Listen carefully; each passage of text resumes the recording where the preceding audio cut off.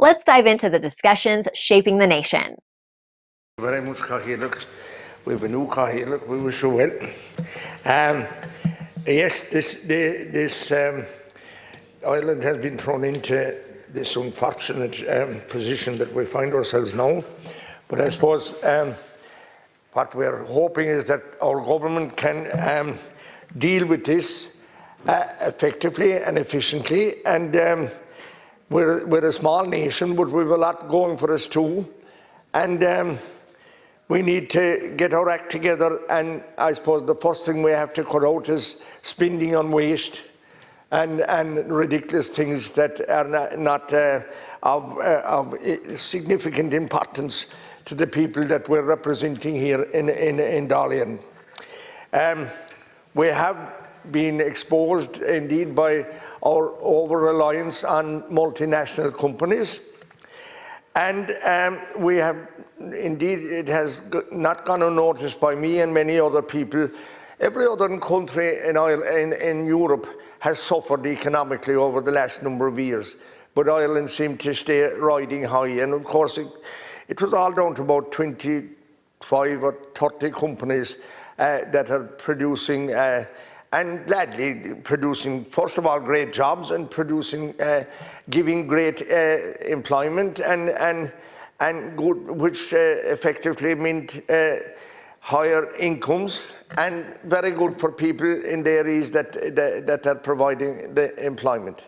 And we hope that nothing untoward happens to workers, and because families depend on workers, and a whole lot of families and other spin-off industries depend on these high-level jobs that were people were earning massive amounts of money and mean so much to our economy.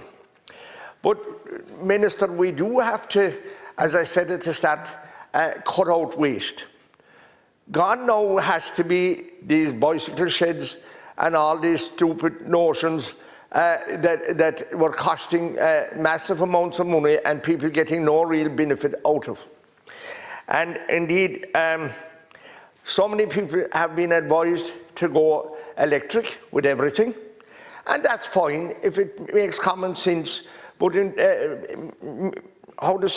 enticing people or telling them to do this and do that, and when it's hurting them, going to hurt them economically.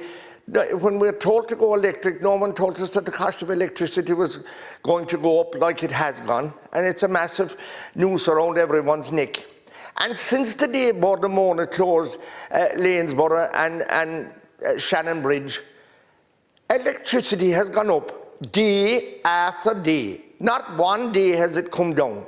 And that has to be realised. And the way the minister here, a former minister now, and I don't like talking about lads that were gone, that are not here anymore to talk for themselves, but coming down on people that were cutting a bit of turf to keep themselves warm.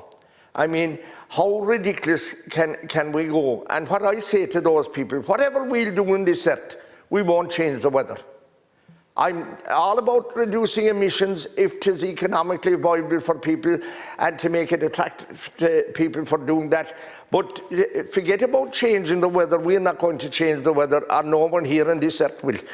And we can do simple things. There's people having fierce trouble putting a roof around their heads or putting a roof over their heads.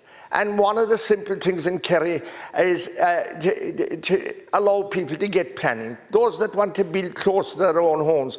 Grand, it's working out for farmers' sons or daughters, but it's not working for all the other people that have land close by and they want to put their son or daughter, allow them to build a house so to be near them. There was nothing wrong with that, no, but we have a clause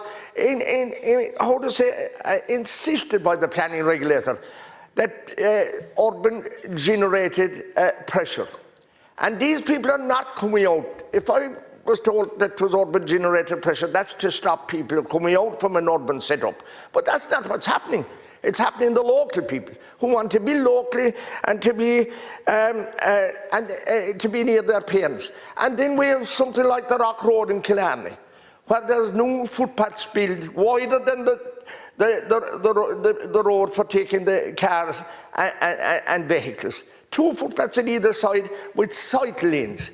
And there was a traffic count done with these bicycles, how many, on one day, 14 bicycles travelled on that cycleway.